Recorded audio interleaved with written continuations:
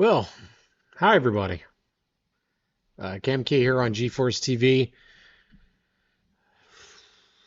on a Monday night.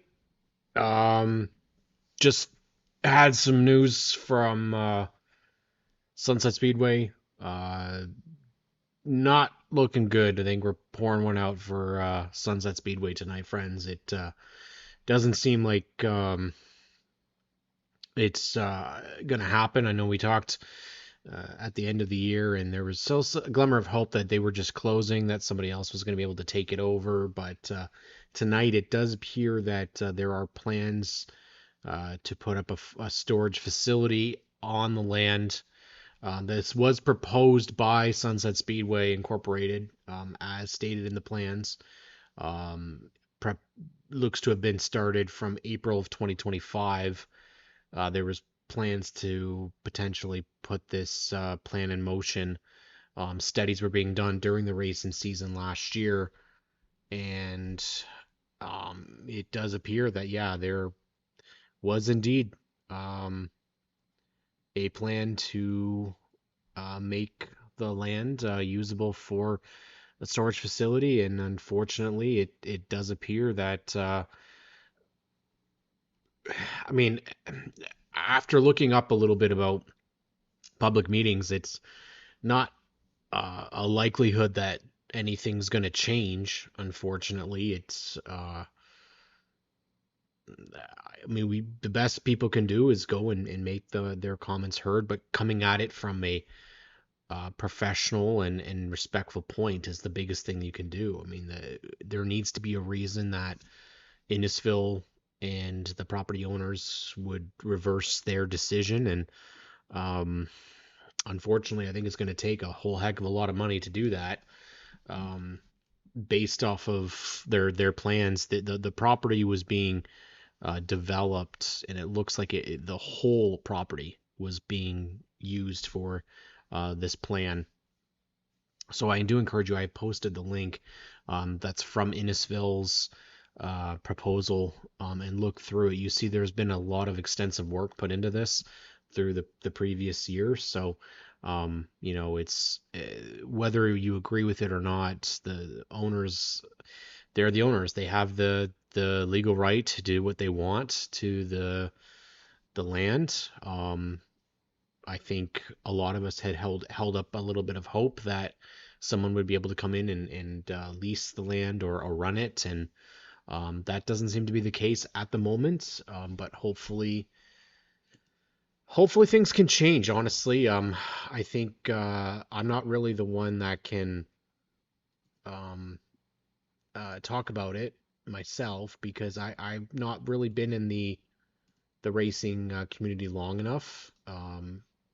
In all honesty, I think um, I can only speak to the last however many years that I've been a part of racing, which is only about 5 or 6. I've not been involved in motorsports in Ontario for 30, 40 years. Those that have seen Sunset Speedway at its glory days, and there's a lot of people that believed as soon as this news came out last year that it was not gonna open back up. And I mean, with the rumors out there that there's other tracks in Ontario that are pretty well shut down at the end of this year as well. Asphalt racing in Ontario is looking really, really, really shaky for the foreseeable future, and that's it's devastating for somebody like myself that covers this sport and absolutely loves it. It's really hard to take that kind of news in, um, and we really have to continue to try and drive what business we can to motorsports. It's all about how we can conduct ourselves online and at the track, and making it a viable option for people to go to for their weekend entertainment, weekend sport. And unfortunately, in the Innisfil area, it's tough to see it. Um, uh, it's as been pointed out, yes, as I mentioned earlier, this has been put in motion since April of last year, so before the season even started. So unfortunately, that tells you kind of that this plan was going to happen. Um, and there was always an idea that this was what they wanted to use the land for. And that's very hurtful, I think, for a lot of us because I think a lot of people were led to believe that there was still some hope. I think if there was a plan already put forward and there was never a plan that it was going to reopen, then being straightforward with everybody would have been the better call. But again, I'm not part of those meetings. I'm not part of that. I'm just hearing it from an outside perspective. But just reading Sean Chenoweth's comments on the post, and he had mentioned that yeah, you can see it has started. Um, the proposal was set in motion April of 2025. This is only new news to the racers, unfortunately. But other people were probably aware of what was going on, so it's unfortunate. But you know what? We're doing the show talking about 2026 right now, and like again, we can pray and do our best to try and um, hope that something can happen and this gets turned away.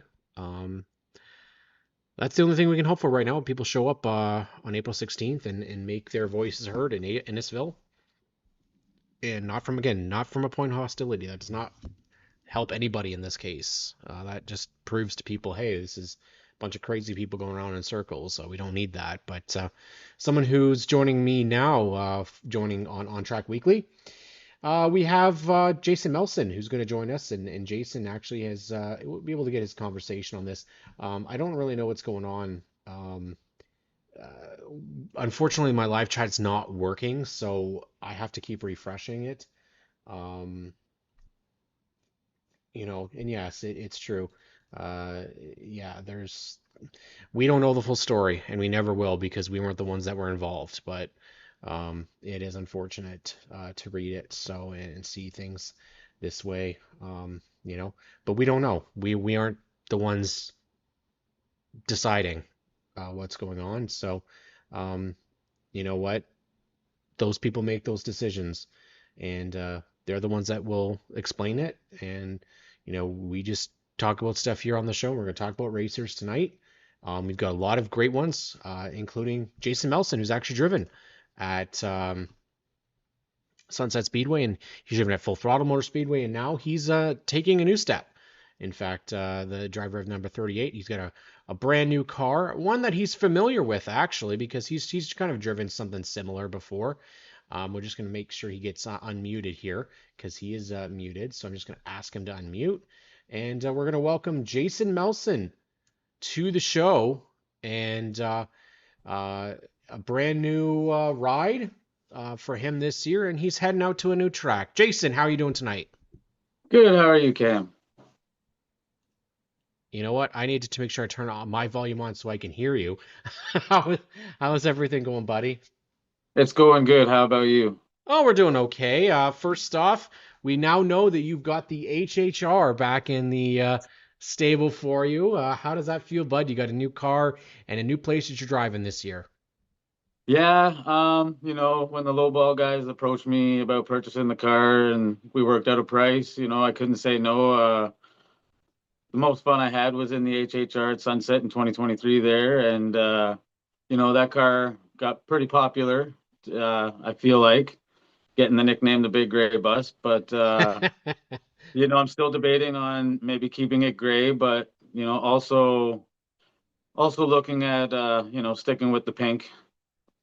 I mean, nothing wrong with either one of those things. Jason, you've got the opportunity to race this year at a different track. What was the idea behind going to Sauble Speedway this year? Um, a lot of it had to do with money. It's coming out of my pocket. I've got some sponsors, but they're helping, not money wise, but exactly like what I'm looking for. Trying to get them to help out other ways. Um, but I'm looking at it as from a money standpoint that it's less racing. Yeah. Um, so and cheaper on the pocket, 100%. hmm You're gonna have the Definitely. opportunity to race with one of your good buddies too. Jeff Rumble's gonna be out there racing at Sauble as well. Was that part of the decision making? Uh, a little bit, but not entirely. Again, like I said, the less racing Yeah. and the amount of people that are going to be there. Like I know a lot of the people that race there already too as well. I haven't been to Sauble since I worked there in 2010, Wow. so it's been a while since I've been there. I I kind of love that you're not doing this by yourself either. You got your daughter's going to come racing as well. She did a little bit of racing with you last year. How's it that you're going to be having your daughter race with you once again this year? I love it. I love the Yeah. fact that I get to do this with with my daughter. Growing up racing in my family, none of us really ever got to race with each other. Like my dad never got to race with his dad. And, my dad and my brother had an opportunity back in 2016 to run the Velocity Special in the mini stocks, thanks to the sponsor they had at the time. And it ended up working out that, yes, they raced mini stocks, but they never hit the track together. They were in separate heats, and then they never made it into where they were going. So they never got to run against each other. And, we had the opportunity. My daughter and her boyfriend bought the 420 car off of Greg for last year, and everybody kind of, I guess, remembers what happened to that when her boyfriend had to be cut out of it at Varney. So Unfortunately. they've got she's got a new build that's going to be happening for this year, and it's just hers. Wow. So she's just going to come out and run with us, and we've got Jeff out there. Um, we're going to try and get Greg's car put back together so we can get him out there, or at least racing somewhere. Yeah. Um, we've got cars from the team all over the place at different tracks now, so we're good. It's going to be an interesting year. Are we going to see you potentially? I know it might be a big shot for you, but there is a Bone Stock National taking place at Delaware on a Saturday. Is there any potential we would see you guys try the big track down at Delaware? To be honest, it is on my bucket list to be. I do want to travel tracks. Like the plan is this year, if everything stays in one piece at Sauble, that we definitely will be taking it to ACC and giving it a shot there.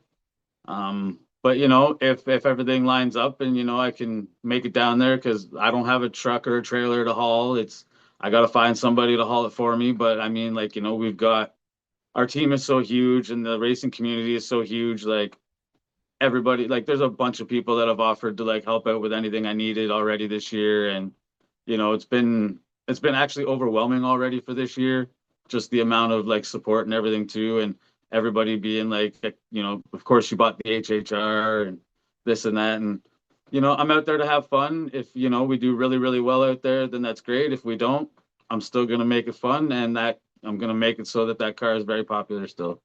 I think that's the one thing I really love about bone stocks, mini stocks, is that you're going to have different cars out there that, I want to say when you ran at Sunset that car was the most popular. I mean, it no doubt.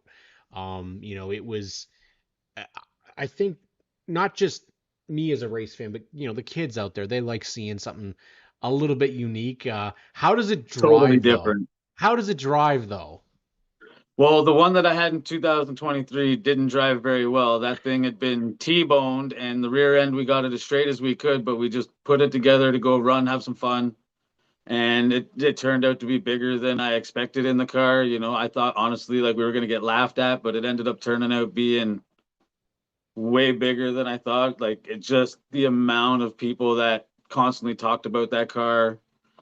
Even though it didn't really do well, like it used to bounce through the corner because the rear end was so it's twisted still. So there was really, going through the corner, it didn't corner very well. It wasn't very quick, but I was just there to have fun. And you know what? I think it'll be out there once again. That thing puttering around a Sauble Speedway. I think it actually might do a little better because, Sauble's a nice big kind of lots of big space in the corners, but it does narrow up something fierce. So hopefully you'll be able to make it out there. And especially, I don't know if you've been made aware, but like the field size is getting real massive at Sauble for this year. I've been reading and seeing that around that the registered driver in all the classes out there are up and they're getting big, and it's good to see Sobel get big like that again. And I have a feeling that over the next few years that track's going to be the place to be. It definitely feels that way. I know Brad and the team there are putting a huge effort, and yourself obviously heading out there, joining them. Haley's heading out there, joining them. Obviously, we said Jeff is heading out there. So there's a lot of people coming up, kind of moving around, getting different opportunities to race other places. But I know you said that you're out there doing this for fun. So I assume not points racing this year. So what would be a realistic goal for you for this year? Well, based on some of the names I've heard that are going to be running out there, hoping, if I got a top 15 in the points, I would count that as a win compared to some of like the drivers that are going to be out there. It's going to be some tough competition. Some big names are out there. Tech is on point out there as well with Phil Givens on at the head of Tech. So I think it's going to be a very competitive year, and you're going to see a lot of big names win out there as well. And hopefully everybody can keep it in one piece. But big fields cause there's some carnage sometimes. Just a little bit. We've seen it at, perfect example would be Varney, tight quarters. You've been out there several times. You ended up on your roof last year, I believe it was. So it, I did. I would hope we're not seeing that this year because, especially on the HHR, I mean, that thing looks like it should be able to stay on the ground, but, things go a little crazy sometimes at the racetrack. But Jason, you did mention you do have some partners that help you out, and this is your opportunity, but to shout out anybody and everybody that helps you, not just from a partner side, but personal side that helps you at the racetrack or even just make it there.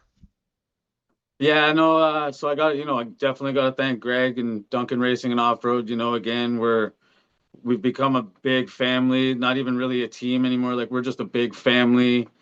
We get along. I got to thank, my brother came on board this year with some big help with Final Lap Thrift Shop and Auctions downtown Stainer. As a I've client, got I can say it's definitely fantastic. So use it, guys. Final app auctions. he's definitely got something there for everybody. Even Oh if you yeah, can't get into the store, check out his Facebook. He's got stuff and he'll ship to you as well. So, yep. you see something you like, just shoot him a message and he'll ship it if you need it to be shipped, right? So Great guy to deal he's with. I great. can I can speak from experience. It was a great fun to deal with him. So Yeah. And then let's see, I've got Little Shop of Hairdos. That's the girlfriend Krista's business. I've got Stickers and Scuffs on board again this year. I'm excited to represent as well again. Just picked up, I hope I'm saying it right, but Mia's Racing Cove. I met them at Motorama. hmm So, working with them as well, getting some safety equipment and in exchange for some sponsorship. Let's see. Oh my goodness. put you on the spot here, Jason. That's the I know. fun. I'm trying to think of who else I got. Also just picked up cutting fabrication as well with Jay and Jim Cutting. Hell yeah. So that's a good partnership there. Great people, always willing to help out, even if it's advice. Like great people. Let's see. Got to thank Low Balls for selling me the HHR at least. Thank my dad Dave. Like took a whole day to we spent some time together to go pick up the car, and Mike Robinson Jr. for lending me the trailer. Like I said, people have been helping out everywhere. Also, news coming later on in the season. We're not going to spoil it this early, but I already have a ringer driver for the end of the year, Ooh, all right. and I would think it's a pretty big name. Oh, awesome. So when that news gets released, it's going to be pretty big. Well, you know what? We look forward to it. You'll be out on the HHR this year at Sauble Speedway. Jason Melson here on OnTrack Weekly. Thank you so much, buddy. I really appreciate it. We'll see you soon at the racetrack. Thank you very much, Cam. Thanks for having me on, buddy. Anytime. I really appreciate Jason joining us, and we're going to bring on from the Ontario Late Model Association, Kyle Woods. I was glad to have him connected and get him on the show. This is a big opportunity to get him be a part of things. I'm just going to make sure I ask him to unmute so that I can hear him for one thing, because that's always important that we are able to hear what the racers have to say. But Kyle joins us from the I mean, it's still in its infancy, the Ontario Late Model Association, and he's done quite well out there. Kyle, how are you doing tonight? I'm good. How are you? Good, thank you. So let's get started, man. Let's talk first about how you found your way into this division because we know you as the driver that had that beautiful '06 hot rod out there, and then all of a sudden we see you this opportunity to run in the Ontario Late Model Association, and all of a sudden you're battling for wins on a regular basis, battling for a championship. How were things? How did this all come about for you? Well, to be honest with you, it all started my buddy Kent Noon. When Huey was still around, he was not doing very well. Like Kent's dad, Huey. Yep. His dream was to see me and Kent run pro late models together. So we quick put two cars together that were in Kent's storage and put some crate motors in them, got them all ready. And in the meantime, or sorry, that was when we did that. We planned that as soon as Huey had actually passed away. Yeah. We figured we better honor his wishes, and my biggest dream was to run at Jacassa. So we hustled, we built these cars, and they were ready to go the same year Jacassa shut down. I never did get to step foot on that track. Oh. So we ran the Triple Crown, we ran some at Flamborough, just kind of playing, like not big time into it. And then the opportunity for the hot rod came up, which was one of Kent's original cars. So I built that. We found the body. It actually came out of Alberta. No way. Yeah, good condition, barn find, just didn't come with an ownership. So we used the body out of that, and it was sponsored to me as well. So the paint job was sponsored to me from Eastback Garage in Markdale. Yeah, we hustled and put it together, and had a lot of fun with it. It turned a lot of heads. I really enjoyed that car. It wasn't quite the piece because I couldn't get it to weigh under about 3,400 pounds. So the 602 was just definitely not enough horsepower for it. But um, yeah, and then I didn't want to do the traveling anymore. I just, like it was a lot of work on the car Yeah. between weeks trying to change for the different tracks. And, I'm not exactly that knowledgeable with the geometry of cars and all that kind of stuff. So it was a lot of work trying to get that sorted out. So I went back to the drawing board and I actually bought the Prolate off of Kent that I was running, and I was going to run that in the OLMA. And then we went to Stoddy's spring sale there 2 years Yes. ago, Yep. and this car was there for sale. And I was actually talking to Bill Clark, and I asked him if I bought it, if he would run it, and he said sure. So we bought her up, and I never ended up getting the other car out of the trailer because I ended up running that one. So last year was the first year for it. It was in storage as I bought it off a Sobbles track.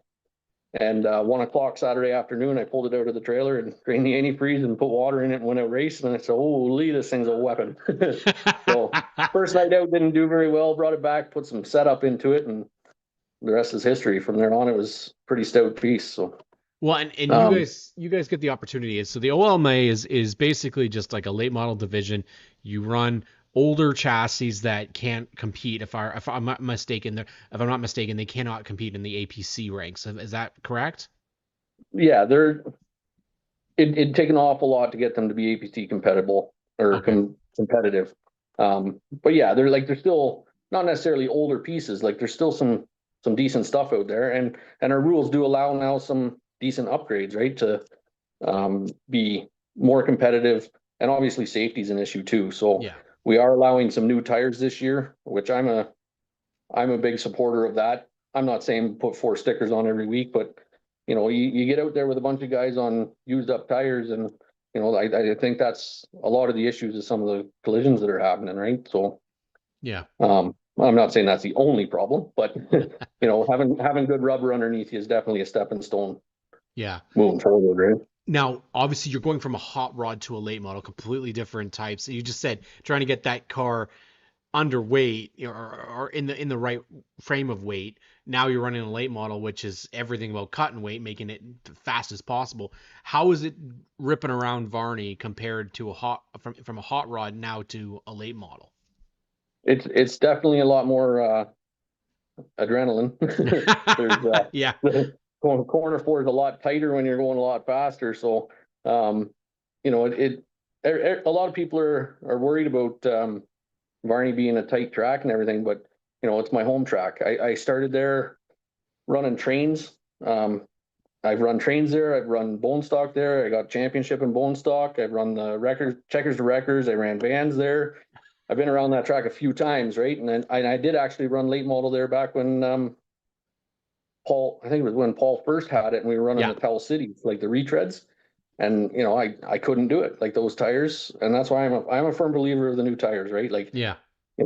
for the rules we have this year, we're allowed to 6 to start the season and 1 every other night. You know, like that's going to keep us safer, and I think it should keep us going the right direction, right? So Well, and so one of the things that's a little bit different about this is that you guys right now are only one track series, right? Now, would you correct. prefer that it stays that way, or would you be open to a one or two track series? I'm definitely all about helping and supporting tracks. Yeah. I mean, if it makes sense for us to go to another track, I'm game for it. Hmm. You know, a lot of people in all classes are all about the money. It's always about the money, Yeah. and rightfully so. But you know, for me, racing is a hobby. You know, I don't drink, I don't go golfing, I don't go, you know, to the movies all the time. Yeah. Racing is my hobby. And I always compare it. Like my dad's an avid golfer. He goes to hockey games, he does all that stuff. I bet you our expenses in the year are pretty similar, right? Like it's not cheap to buy a green fee anymore. And when you go golfing for the day, you don't get anything in return. That's true. So Yeah. that's the mindset that I have when it comes to racing, right? We're going out, we're supporting a facility that's trying to run a business. It's not a not-for-profit. We are trying to support them at the same time as trying to get a return on our investment. But it's not always going to be on the up, right? Yeah. And I'm prepared for that myself. And like when it comes to even buying new tires, if it's going to be a $1,300-$1,400 expense to save a $5,000 body every week, right? Like there's always different ways to look at things, and I always try and look at it as the positive, and at the same time supporting the track. So yeah, I would have no problem traveling to other tracks. Like it's the biggest thing is trying to travel and having the car count and competing against the classes that are at that home track, right? Yes. Yeah. It's hard to go to another track and run with their cars that are probably running for points that night and us getting in their way, or vice versa, right? Like if you Yeah. did a track swap, you know, like you don't want to have that liability on you either, right? So I mean, if it was a more consistent thing, yes, Hmm. but as a one-off, I don't think a one-off night would be a good idea. Yeah. And you guys have obviously a pretty good field. I mean, you got typically around, 6 to 8 on the regular. Um, Attrition, we shouldn't have as much as like you said, a field full of 15 cars out there, but um, on the regular though, you guys are putting in something that I think is needed, which is you're putting in the effort to try and make this something. It Yeah, doesn't matter how many guys you got, but you're actively trying to build this, and that's, I mean, Katie McDonald, I have so much respect for, man. She really has taken this and continued to try and build it. What's it like seeing what they're doing behind the scenes to try and build the OLMA? oh, it's crazy, and yeah, I agree with you. Katie has put a tremendous amount of work into this series, and I actually spoke with her at the end of the awards banquet we had last year and offered to help her behind the scenes. So I'm kind of doing a little bit, you know, she's bouncing ideas off me, and I'm doing some research and helping her kind of come up with some ideas. Same as well, we were talking about figuring out tech. Like Yep. that's a big thing. Like we need to have a dedicated tech guy, and we need to have, you know, like it needs to be consistent Hmm. and somebody that's going to have a backbone, right? There's a lot of, and again, nothing against Full Throttle, and I have to put it out there for, and Yeah. huge thanks to Full Throttle for giving us a place to play, right? Like Absolutely. that goes huge, Yeah. because you know if we don't have the track to go to, then we have nothing, right? But at the end of the day, there's a lot of, and I'm sure it's at every track, but there's a lot of inconsistencies when it comes to tech, right? There's, you know, tech happening when it shouldn't.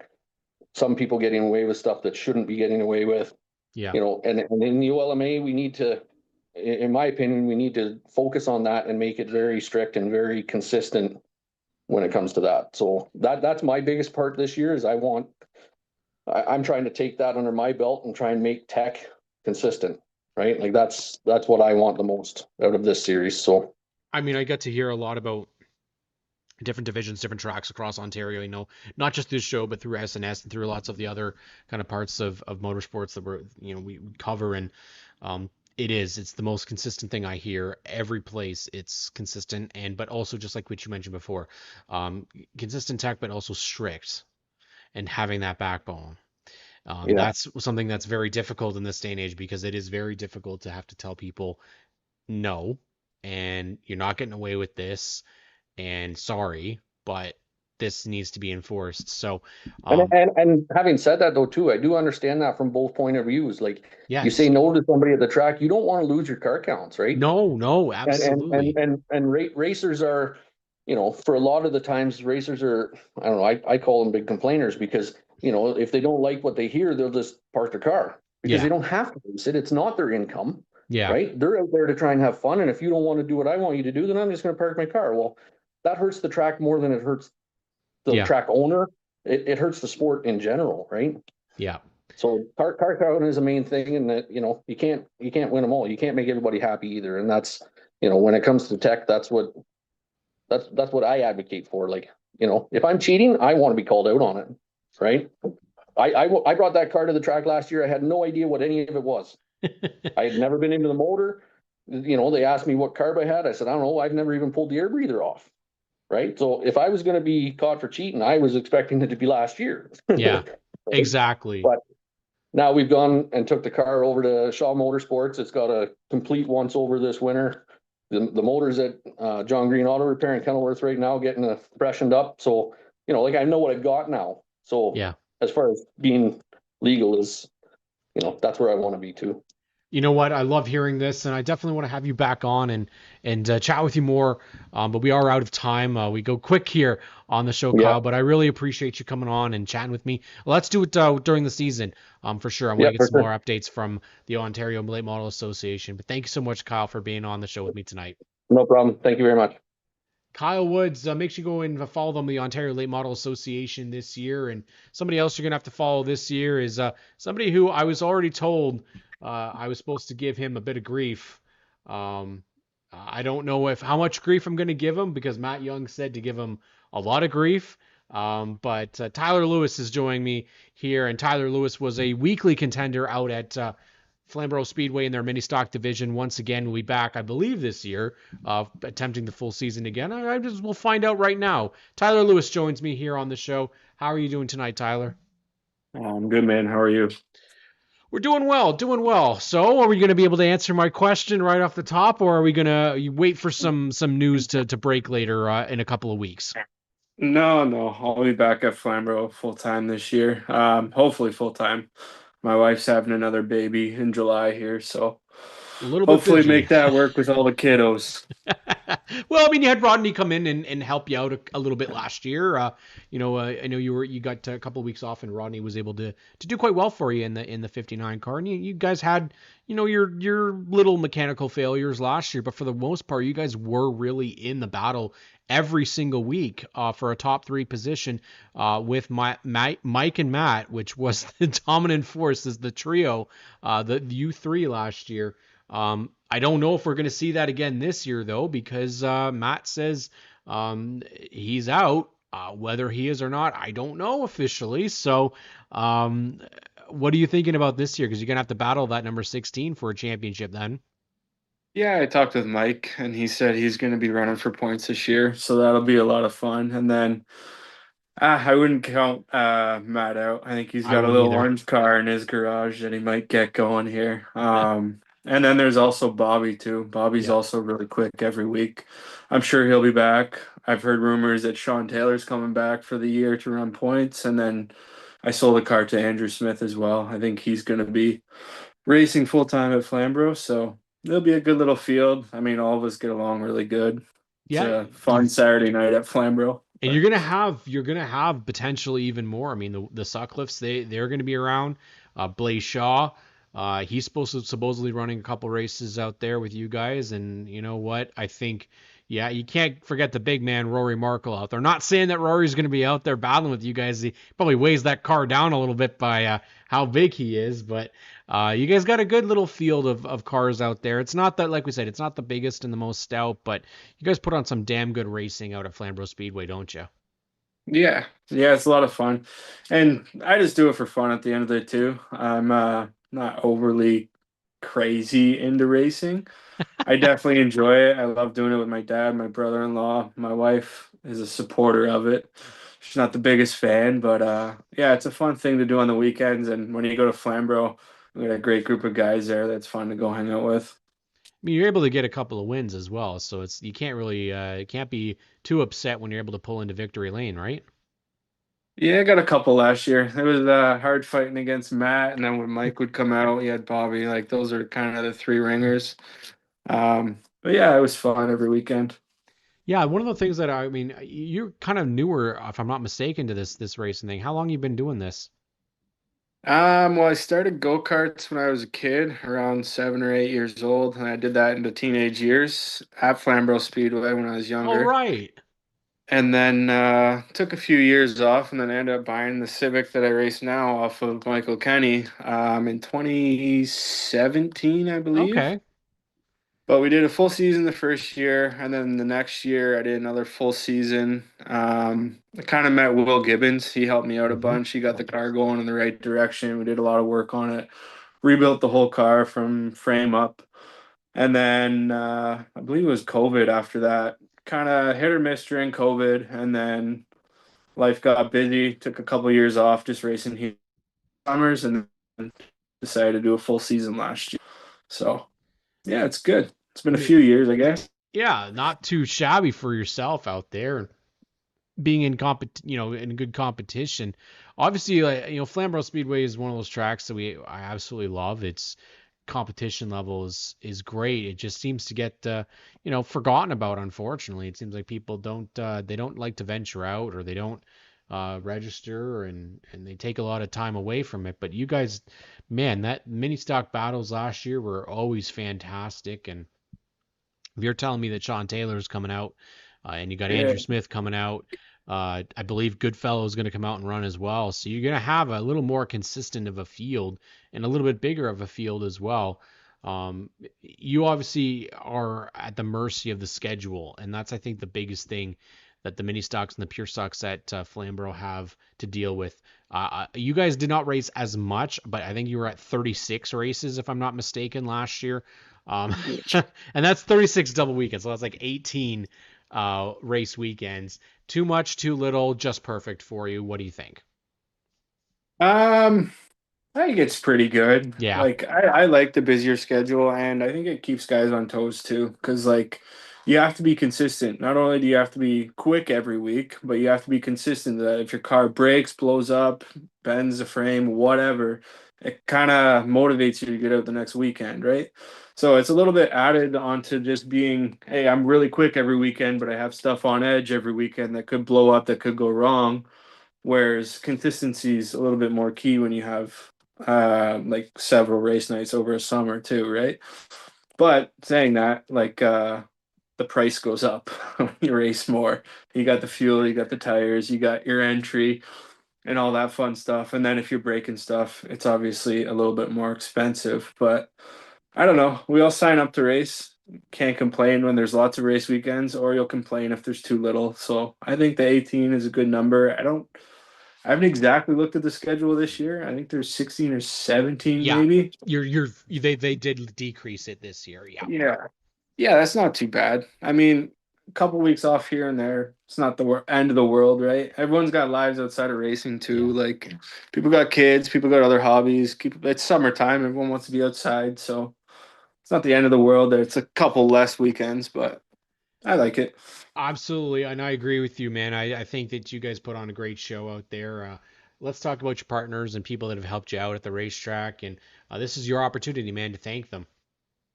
Perfect. Well, I only got one sponsor this year, Horsefall's Auto Service in Paris. Ted and Robin, they're great people. They've helped me out a bunch. They give me some mechanical help.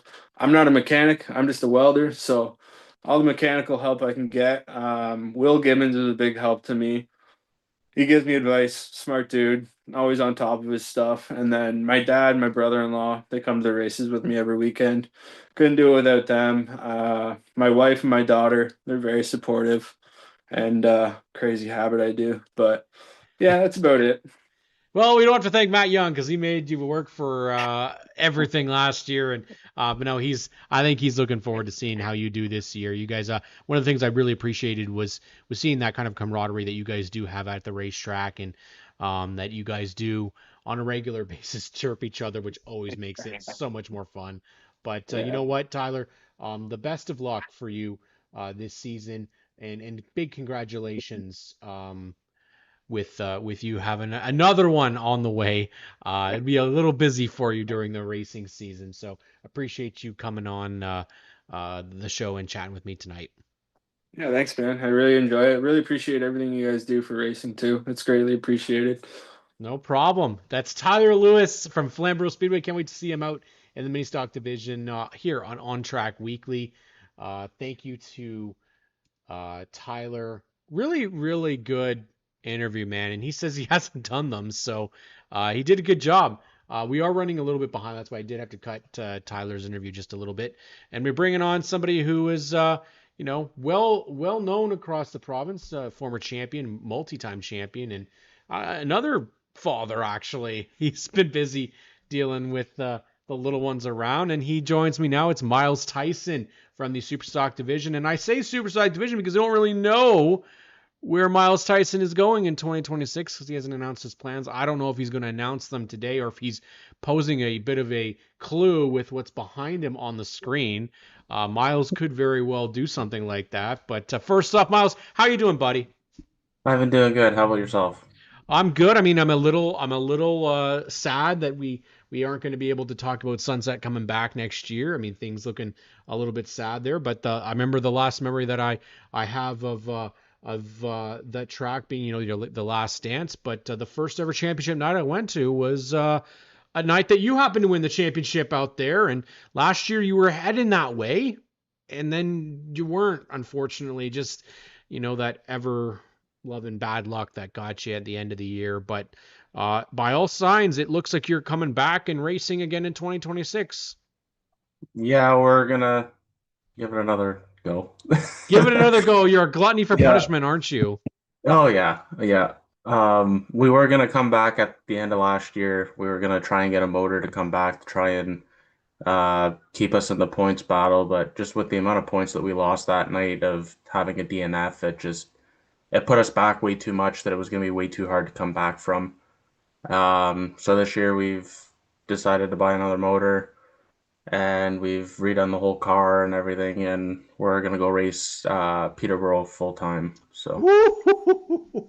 Now it's getting spicy because now we're adding even more and more names into this field, and now I'm looking forward to seeing this because we got Miles Tyson now in the 49. We had last week on the show, we actually happened to have Dan Archibald, who said he's going to run full time in the Superstock division. So now we've got you two coming in. I don't know. Peterborough's got to watch out, man. I don't think their Superstocks are ready for you guys. That's going to be fun, man. You are successful at this track, though. You are a former champion here, anyways. So, what's it like coming back? I would say Sunset was home, but is Peterborough more home for you? um Kind of, sort of, both. yeah, both I'd say. Yeah. When I started racing mini stocks, I started racing at Peterborough first, Oh, and okay. then I ended up going to Sunset, and then I've just kind of bounced between the two the last however many years. It's the same distance for me from Sunset to Peterborough. I live right in the middle, so it's kind of beneficial. But Yeah. everywhere else is like 2.5 hours, 2 hours or longer for me to go to. Like I think Delaware is I think it's close to like 4 hours for me to drive there, 3.5 hours. Same with Sauble and stuff. So Yeah, I know that feeling all too well, Miles. That's what I deal with as well. yeah. Sunset and Peterborough were pretty close to the same distance, and everywhere else isn't. But what's going to be the biggest challenge for you, obviously, this year? I mean, the field's not really any different from when you left the Superstock field at Peterborough. I mean, obviously, you're going to have some really young kids in that division, like Chase Stevenson, and potentially Ethan Mallon as well. Like we're talking 14, 15-year-olds in this Yeah. division. Not really who you normally see in the super stocks. I mean, you guys have a lot of experienced racers. So is it just navigating a different field that's going to be the challenge, or forgetting the motor issues that you guys had last year? I think it's honestly just going to be navigating the field and just Yeah. getting used to racing against the newer people that are coming in this year and just kind of getting a feel for it all again because I'm not 100% sure on really who's going to be racing there full time yet this year. I guess we'll end up finding out who shows up on opening night, really, right? Not too many people have really said who's actually racing there and stuff. So it should be an interesting year, and hopefully it's good and it's clean, and we can Clean come out with a few wins or something this year. So clean would be awesome because we don't need any more catastrophes. We don't need more yeah, destroyed race cars, especially ones that are as expensive as super stocks. I definitely want to know from you, though, coming off of a season like you had last year, where it was so good and then it kind of just switched on you. Knowing that you guys were competitive right until that happened, you must have some sort of though of a lot of confidence, I would think, coming into, even though you haven't raced at this track in over a year, you are very successful here. yeah. Honestly, I think we'll be all right. I don't know what it is with that track. Just something clicks with it, and it just everything works well for me. I Yeah. don't know if it's my driving style or my car or what it is. It all works. But I think we'll have a pretty good year, and I think it'll hopefully we'll be able to carry the momentum over that we've had the last couple of years. I've made a couple appearances there the last 2 years, and I've picked up the win both times that I've gone. So I'm feeling pretty confident in it, I think. I would hope so. I mean, yeah, you've kind of shown up and done quite well for yourself. It's not the easiest thing to do that, to be able to show up at a racetrack and as a visitor and get a victory. Daco plans at all this year when they're in town, or are you going to stick to just doing your regular weekly race? I mean, I think it is just the one Daco race that's in town for this year. Yeah, I think we might do the Peterborough one. Hmm. It all depends. Same with Autumn Colors. We were talking about that as well. Um, all just really, it honestly depends on how much the tires cost this year, and the price of fuel now is almost like 265 a liter or something for diesel now. Yeah. So it's just it all really honestly it depends on everything and how stuff kind of plays out. I've put a lot of money into my car this winter, and it's just kind of it's depressing, honestly. It's the same old story, unfortunately. I hear that from almost every racer. Yeah, And unless we can find that magic wishing well of sponsors that will never just, ends. that yeah, that will just pop out and give us opportunities and give us partnerships. But I've yet to find that money tree. Yeah. But you know what? It's exciting to see you back, man. It's always a good time to watch you out there, and obviously I think racing with guys like Donovan Price and Clayton Reed, Paul Boundy, um, obviously like I mentioned, the Chase Stevensons, Dylan Wills, and then of course Dan Archibald. I can't forget Dan out there as well. That's always going to make things a little bit exciting, and Yeah. I liven up. I think that division as well. I think it's nice to see it continually to grow. Hopefully Marley Owen can come back as well, and then you add another name on there. It's just Yeah. potentially you could have another 10, 15 cars out there on a good night. So I think um, honestly, I think JP is going to have a pretty good field of super stocks this year, and I think it's going to be a lot of good cars that can contend for wins each and every night. it certainly feels that way, and I think we're going to see potentially that 49 leading the way. This is your opportunity to thank people, all those that are not just partners, but people in your life that make it possible for you to go to the racetrack. Well, first and foremost, my dad, because if it wasn't for him, I don't think I'd be doing any of this. The amount of hours I work through the summer, I don't have time to work on my car through the week, so it's all on him that gets the car ready to go to the track. I also got to thank Engineered Racing Services because they're back on board again this year, and Greg's been a big part of my career the last couple of years, helping me out. And if it wasn't for him, probably none of this would be possible this year. So, and I got to thank my girlfriend for all the support and putting up with it the last 3 years or 4 years that we've been together. And getting mad at me for being out in the shop working on the car all the time and everything. Well, I can tell you that probably won't change at all. So, I mean, just as long as it's consistently mad, then we're okay, right? Yeah. But Miles, best of luck, buddy. Can't wait to see you back out there for the season opener. I believe you guys are on the card. I could be wrong though. Yeah, yeah, I think I think it's so. yeah. I think Oh, I so. think it's what, May 16th or something. You know what? Preparation is not always my best game, honestly. I've I just don't do. looked at the date a couple of It times and is looked at my car May and I'm like, 16th. That's right. I better Opening get my night, ass in gear. free admission to come see Miles Tyson kick some ass in the Super Stocks.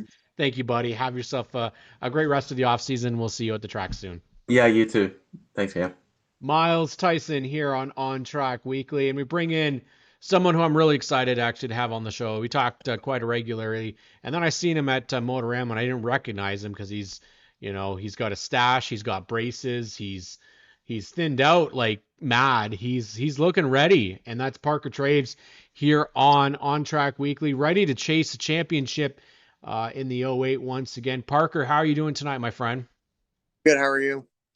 You know what? We get to talk about racing, man, and that's the best part of my week. It's the only thing I look forward to, rather than work and all that other crap. So, how are things looking for you this year, bud? I know we're getting some announcements. I know Deanna's been posting some your sponsor announcements. You got partners coming back, and I'm really excited because you're joining SNS for this year, which is huge for us, having a name like yourself out there, and you're working hard. You got some good young talent that's out there. Competing against you in this division. So, are we going to see you and Jake battling for wins every week? Because it certainly seemed like at the end of last year, that's the way it's headed.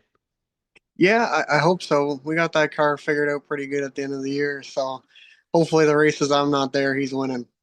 Well, it definitely seems that there's going to be a changing of the guards this year. Obviously, we know Mitch he's not competing this season full time. You just said that the weekends that you're not there, it sounds as if you're not going to be full time then too. No, so we're chasing what's called a pro national title. Same thing Mitch is doing, but in the pro division. So we're traveling. We're going to Minnesota in May, I think it is. We're going to New York in April. We're traveling lots. So not full time in the Ontario Legend Car Series, but full time all summer racing. It's a huge opportunity for you to be able to do this. Obviously, like same thing we said that Mitch is doing. This is not, for those that are aware, this is not little itty bitty legend car racing. This is the big times. This is INEX sanctioned. This is a huge deal. National titles, the biggest of the big, win these. So what do you have to do, man? Because it's not, like you said, it's not going to Sunset and Peterborough every week. It is all over the place. Yeah, so basically we just got to win 19 races and maximize our points. So when we go down to South Carolina, we're at the top of the board. And there'll be other guys, probably 5 guys that are maxed out on points as well. So basically, best man wins at the end of it. It's definitely something that is admirable, first off, because listen, for years we couldn't see Ontario racers being able to be successful in the US. And now it seems like there's a changing of the guards because people are understanding that there's options out there. It's not all going out there and competing in prolates or NASCAR. There's lots of other options to be a part of. We've got people that go out and race modifieds in the Mhm. US now.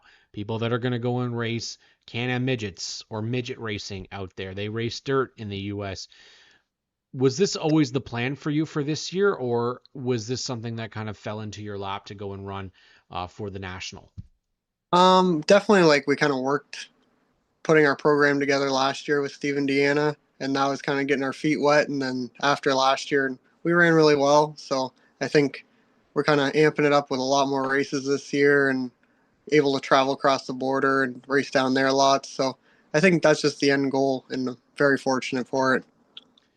It's amazing how things can and fortunes can change over a certain period of time. I mean, a couple of years ago, you kind of made that transition to try and do some prolate racing, and now you've got the opportunity to go and come back to legend car racing. You did last year. You've been there for the last couple of years, battling for the championship. You've been helping out Jake Spencer Walt a lot, Hmm. and to see that kid come in to the Legend Cars, not even a full season last year, comes in and has put himself into the conversation of the next potential champion. Mhm. Um, how does that feel for you as someone that's helped guide him? This is like probably the best feeling ever. Yeah. Like I love racing myself, but like seeing other people win, like I have helped Joe Adams for the last few years, and he was able to win at Sunset when I was helping him. So seeing him win and then seeing Jake's progression last year was crazy. He started, he was outside the top 10 racing. Now he's inside the top 5, and he's going to be knocking on the door for wins this year. What would you say is the biggest hurdle for a young racer that is making that transition into the Legend Cars? Because we do have, like Thomas Gibbons just announced that they just announced that he's going to be racing at the Sauber Legend level. You've Del Freiberger in the Great Lakes Legends. Cole Camrath, of course, he's in a couple years into his program. What is it that these young racers need to think about when they do step into these cars? The one thing I think is that I've heard is to not take them for granted, to Mm-hmm. not just think you're going to come in and just automatically be successful, because they're not as straightforward as people think. No, and like the setup stuff side of it compared to like big cars, late models, it's completely different. So having a good setup under you helps a lot. And like back from Jake, he raced junior late models, so it's totally different. You got to use a lot of brake. Um, just because they're small, they still use a lot of brake. And they're so finicky. They're toughest car to drive. Again, heard the same thing. It's very similar. Um, Terminology that I've heard from people is that they're not what people think they are. They look like they'd be nice and simple to drive, but they are far from it. The competition level in the Ontario Legend Car Series is also not what it was a couple of years ago. You've been in this field for many years now. How do you feel the level of competition is in the year since the years that you've been competing? Honestly, like I think it's still just as tough as it was back then as it is now. You had your 5 guys that could win every night, 3, 4 years ago, and there's still those different. It's different 5 guys now, but there Yeah. were still fast guys back then, like Adam Cuthbertson, Kevin Foisey, Dave Riopel, all those old boys. They got it done back then, and it was tough to beat them. And racing now is a lot different. I find it's a lot cleaner now. Back then, it was rough. So. Well, I want to know from the man who's done it for so well and been so for so long and been so successful. You can't pick Jake though, okay? But you've got to see a good amount of this field last year, and Great Lakes. So you've seen kind of a legend car racing in Ontario. Do you have a couple of names that people should maybe be looking at for 2026? Keep their eyes on because they're advancing quite quickly, or they're starting to take that next step in the legend car world. Yeah, I'm gonna have to go with Mackenzie Milwain. He Good he, choice.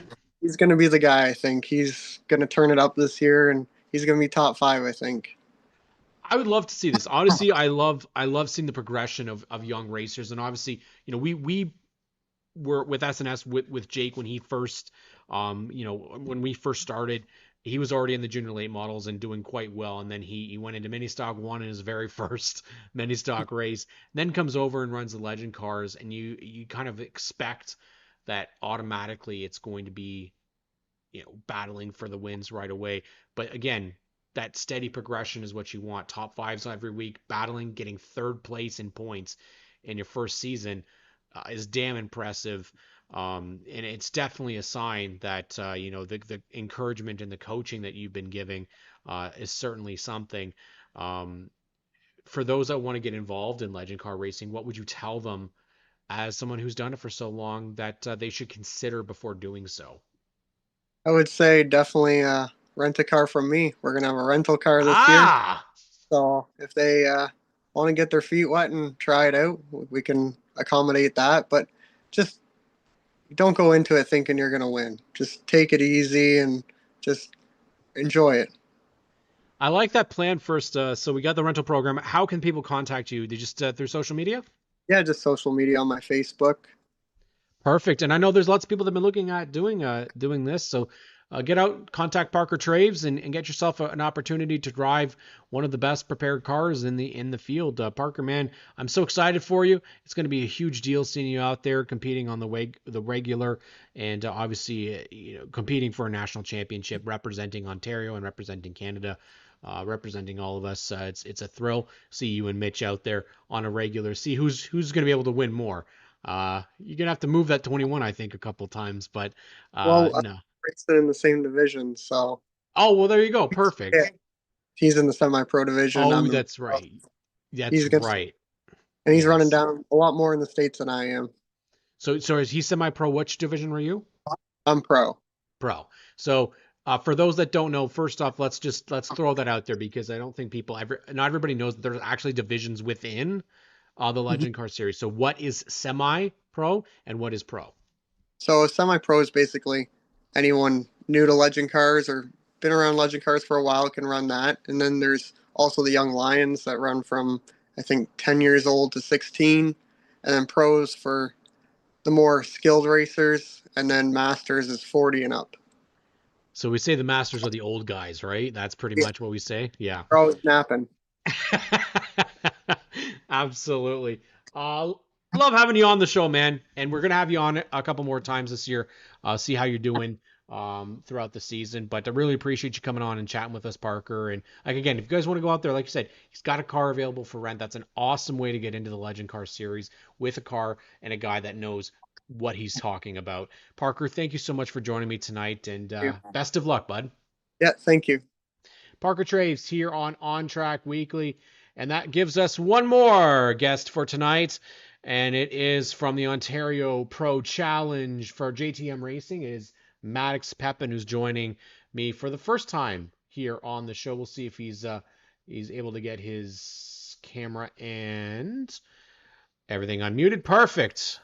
And he's repping the brand new number that he's got for this year, which, listen, I love your dad's car, but there's something about that number 11 this year, Maddox, that holy moly, it might be the best looking Ontario Pro Challenge car I have ever seen. So first off, whose decision was it to go with the Heim number 11 and the look for 2026?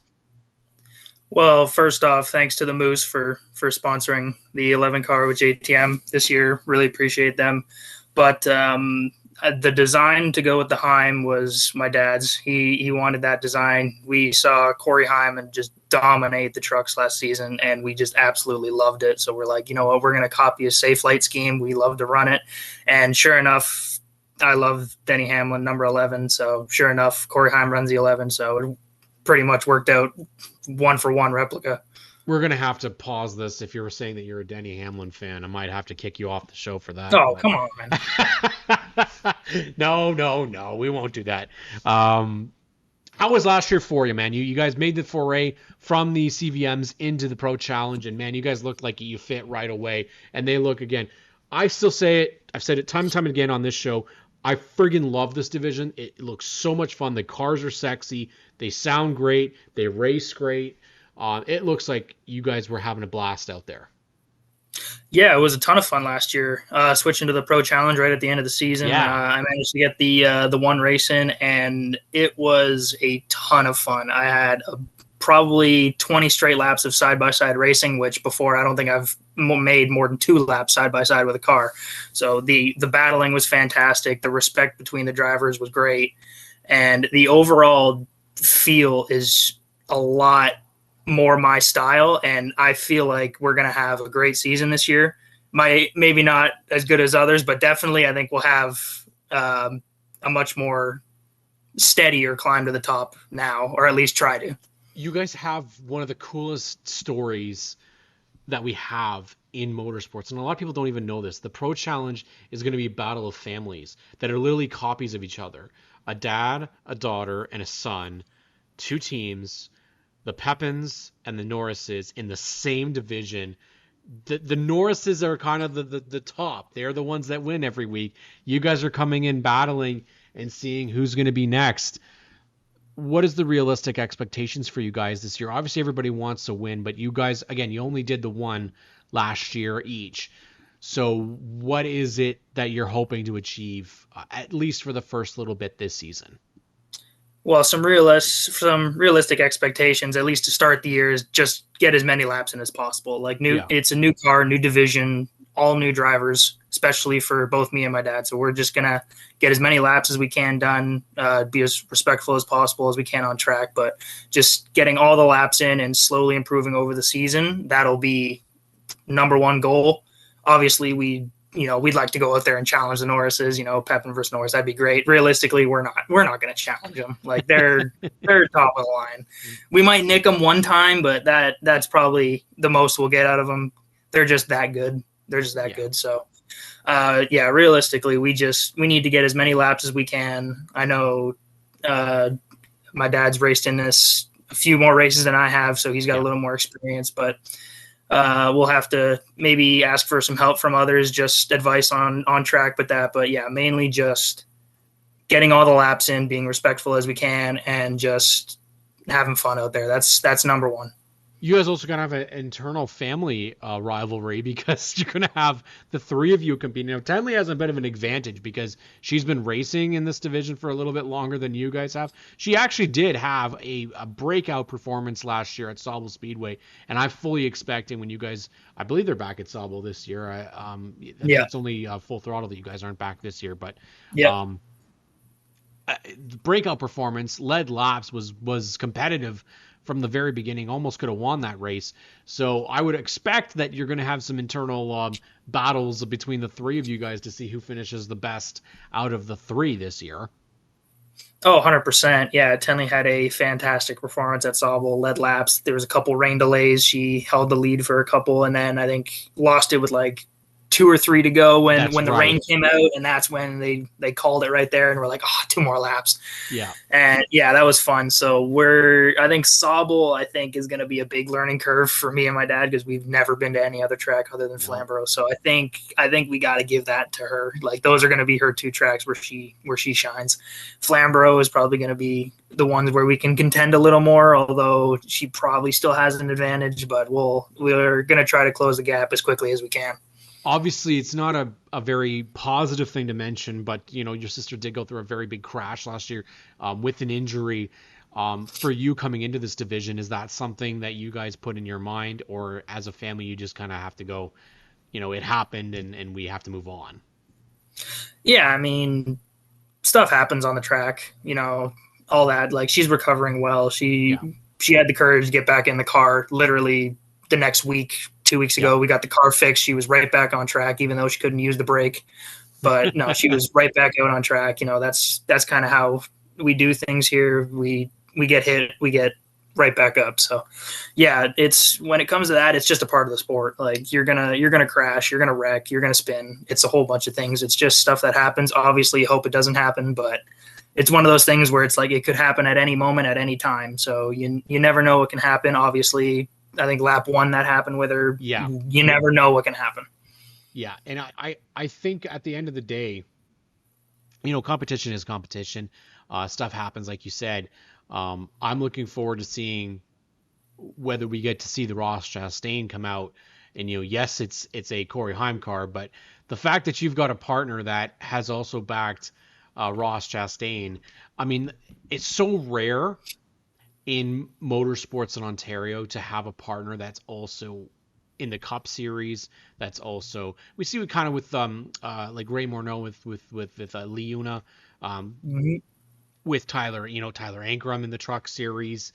You've seen it. You got your CarQuests or your Home Depots or whatever, Canadian Tires and stuff. That's all locally and franchisee stuff. But the fact that you guys were able to get the Moose Lodge on this number 11 car, and you'd be able to have the same font, same look of the Corey Heim Safe Light car. No pressure at all. I'm just saying Corey Heim did set the record for the amount of wins in the Truck Series. But top 5s, is that what you're going to aim for each week? Top 10s, or just finishing? Well, definitely to start the season, keep the car clean. Like first few races, obviously, since I'm a rookie in this division, I'm going to have to start at the back. So it's not going to be a thing of, hey, let's make my way from the back to the front. It's not going to be like that. It's just going to be if I can make my way up, I'm going to make my way up, but I want to do it clean. I want to keep the car clean, and I want to make it to the end of the race. That's pretty much the goal for the first few races. But yeah, having the Moose on and Moose International, I know we had a big thing with them at the Moose in Niagara. That was absolutely fantastic for them to go there, look at the car, take pictures with it. It was absolutely fantastic. So big thank you to them for being on the car and even coming to events like that at the Moose in Niagara. That was absolutely awesome to see. So yeah, they're big supporters, big race fans, as you can see. But yeah, being a part of the Moose Lodge and what they've done, not only for the Cup Series, but just for us in a short span, is absolutely fantastic, and can't thank them enough. I wanna get your opinion though. Last lap comes down to you, Tenley, and your dad. Someone's leading. Are you passing clean or are you moving to win the race?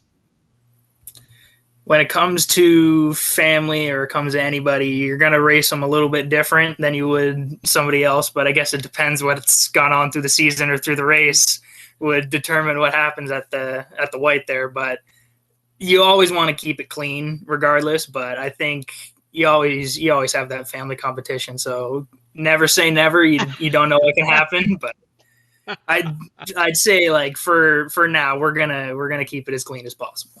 All right, he's gonna keep it. Well, because you said your dad put a lot of work on that design, right? We don't want to see it all stuffed up. And you know what? Best of luck this year, buddy. I mean, I think the Ontario Pro Challenge is something that people do need to pay attention to. I'd love to see it get to a point where it's 15, 16, even 18, 20 cars at some point. It'll be some work to get there, but it's great to see you guys in there all racing together. And I can't wait to see what JTM Racing is going to have in store for everybody. I appreciate you coming on and chatting with me tonight. Of course, all three of you guys at SNS Racers as well. So we look forward to seeing what you guys can do out there against the Norrises and the rest of the field out there. But the best of luck for the rest of this off season, and we'll see you at the track, Maddox. All right. Thank you very much, Cam. Appreciate it. That's Maddox Pepin from the Ontario Pro Challenge, and I've been your host, Cam K. Thank you so much for tuning in this week on G-Force TV. We'll be back next week. We're going to look at potentially having a bigger show next week, maybe a OSS season preview, perhaps. Maybe some OSS racers will come and join us. Try and build up that series a little bit more. We also got some track previews we're going to have to start looking at for 2026 as well. It's one of those things that, here on G-Force TV, we're not always going to have guests. We want to try and bring as much content as possible. We went backwards, though, on G-Force TV, guys. We went backwards. We should be having getting towards 21,000. We went down to 20,800 subscribers. So get on there, subscribe to G-Force TV, turn on the bell for all notifications. Of course, you can see weekly racing at Ohsweken Speedway and the Little Ho, Thursdays, Fridays, live here on G-Force TV. You have myself, ONTrack Weekly on Monday nights, and then, of course, Tuesday nights, Adam Ross, Clinton Jeffrey for Race Rivals, Race Chat. Always some great content. If you're looking forward to more content, of course, just do what we say. Subscribe. It doesn't cost you anything. Turn on the bell for notifications. That way you get notified when we have a live show. Dirt Dog Media, nice to see you, buddy. For those that tuned in tonight, I really appreciate you. Have yourselves a great week, and we'll see you next week for Easter here on ONTrack Weekly.